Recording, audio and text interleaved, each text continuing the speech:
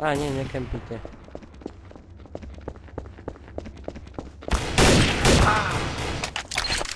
Šelma, ty si taký kemper!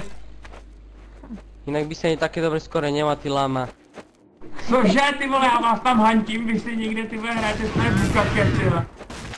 No aký detko, čo neví slovenčinu.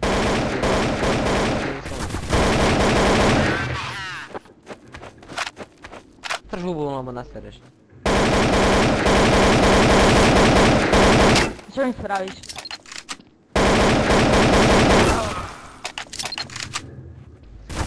Tam budem dělat fréze. Ja ti šelma, už som ťa išiel dať na iPhone, ty lama. Nevím, sorry, fuck. Je to sorry. Za čo? Čo? Dal som mu ban. Nie, ale že budeš volať do zúru. No, čo som nehovoril na tom báňa. Nie, budem ti dávať fréze. Až si budeš písať, tak som si nedával, potom si na kick. Zase fréze. Eda, Michal, vypni to. Máš poslednú šancu. Což já jsem zase CTčko, mě asi někdo přehodil, jo?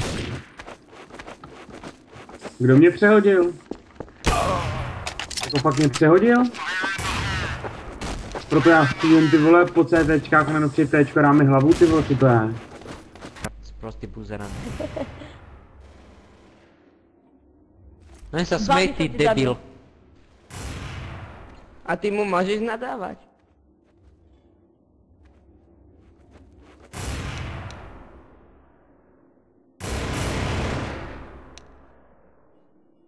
Na teba, keď niekto niečo povie, tak hneď má ban, ale ty keď mu tu nadávaš, tak tedy ban nedostaneš. Však lebo je to admin, ne vole. Ale tie pravidlá by mali byť rovnaké pre všetkých. Mali by ti zobrať práva.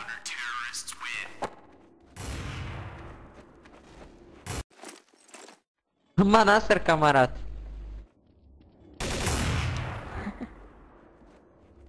A čo spravíš, dáš mi ban, za čo mi ho dáš?